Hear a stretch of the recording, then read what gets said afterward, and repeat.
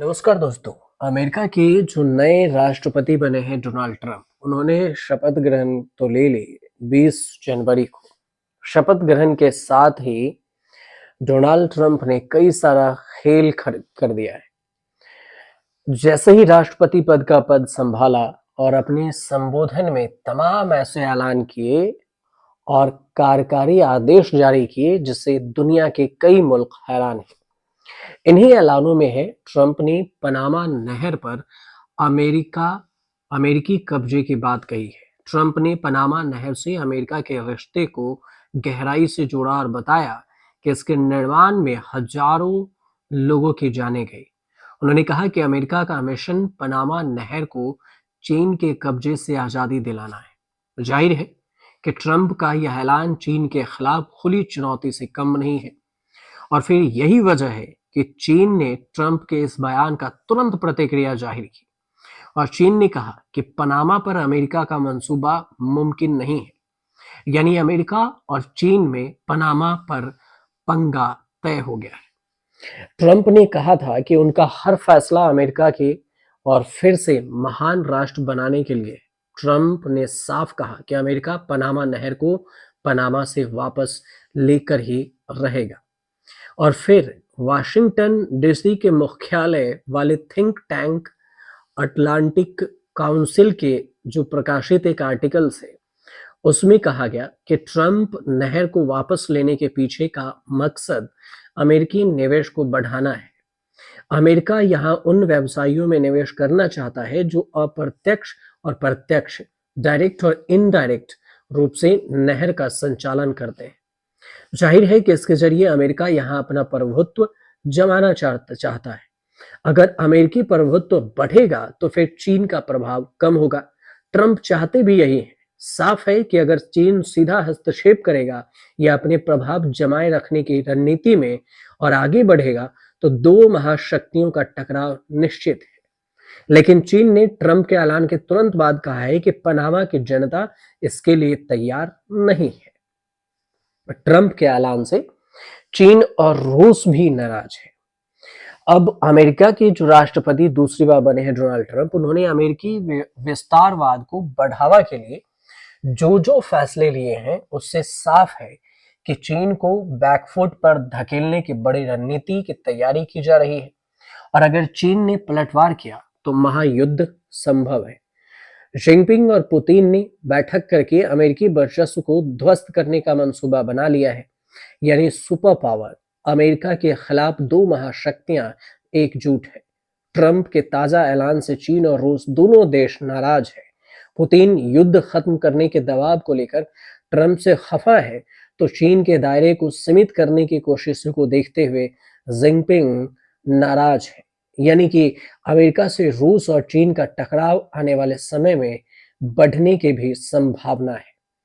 America के लिए Panama नहर अहम अहम क्यों है, इंपॉर्टेंट क्यों है, ये समझिए। व्यापारिक और फिर कूटनीतिक रूप से पनामा नहर यूएस के लिए काफी अहम है। हालांकि यहाँ पर अब चीन का दबदबा है। पनामा के कई बड़े प्रोजेक्ट्स को चीनी कंपनियां पूरा कर रही है। यहाँ तक कि पनामा नहर के 5 बड़े जोन पर भी चीनी कंपनियों का नियंत्रण है। चीन ने पनामा नहर पर सबसे बड़े पुल बनाया है। अमेरिका का कहना है कि पनामा से गुजरने वाले उसके जहाजों से कई गुना शुल्क वसूला जा रहा है, टैक्स। अब अमेरिका के 75% जो कार्गो शिप पनामा नहर के रास्ते ही आते जाते हैं और फिर अमेरिका अपना 14% कारोबार पनामा नहर के रूट से ही करता है। तो यह तकरीबन 270 अरब डॉलर का कारोबार है और ट्रंप ठहरे बिजनेसमैन भी, तो ऐसे 270 डॉलर को ऐसे यूं ही जाया तो होने नहीं देंगे। अब आज की तारीख में पनामा कैनाल से हर साल 14,000 जहाज गुजरते हैं और यह दुनिया के समुद्री व्यापार का 6% है। इस रूट को अमेरिका के सबसे ज्यादा इस्तेमाल किया जाने वाला यह रूट है और अमेरिका ने समुद्री व्यापार को बढ़ाने के लिए 1914 में इसे बनाया था और तभी से पनामा नहर पर अमेरिका का कब्जा रहा। लेकिन 1999 में अमेरिका ने यह कैनाल वापस पनामा को सौंप दिया था, जिसके बाद पनामा गणराज्य की नजदीकियां चीन से बढ़ने लगी और चीन यहां निवेश बढ़ाता गया। और चीनी कंपनियों को पनामा के प्रोजेक्ट्स मिलते गए। लिहाजा अमेरिका का प्रभाव भी कम हुआ और अमेरिका को डर इस बात का है कि अगर चीन का प्रभाव और भी बढ़ा तो फिर चीन इस रूट को अमेरिका के लिए बंद कर सकता है और यही वजह है कि अमेरिका इस पर वापस कब्जा चाहता है। हालांकि आगे क्या होगा ये तो अभी पता नहीं, लेकिन ट्रंप के ऐलान पर सरकार ने क्या कहा है।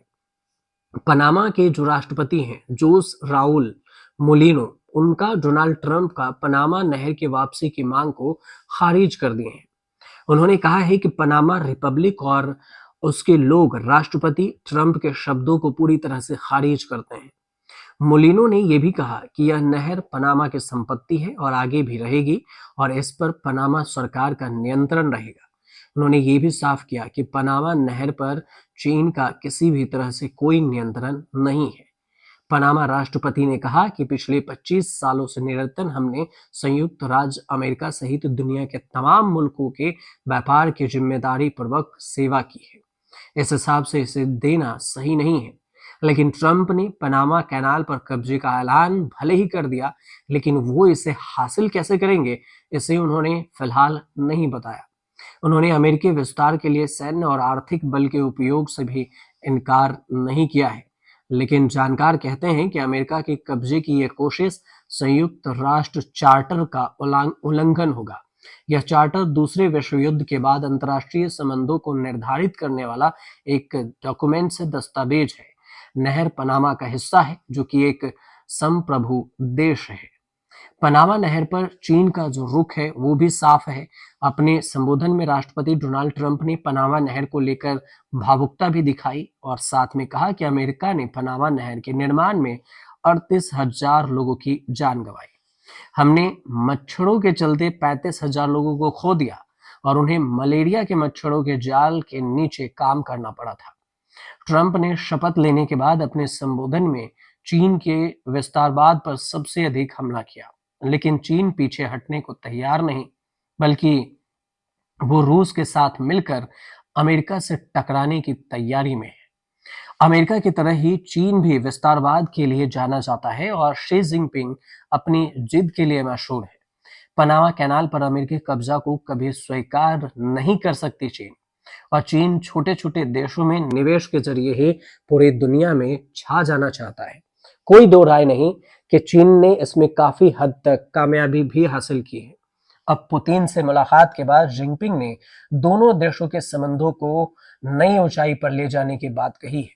साथ मिलकर अमेरिका का विरोध करने पर भी सहमति जताई और अपने मिशन को आगे बढ़ाने के लिए भी रूस और चीन ने कारोबारी रिश्ते को भी बढ़ाया है। लेकिन देखना दिलचस्प ये होगा कि पनामा पर अमेरिका से कैसे निपटता है चीन।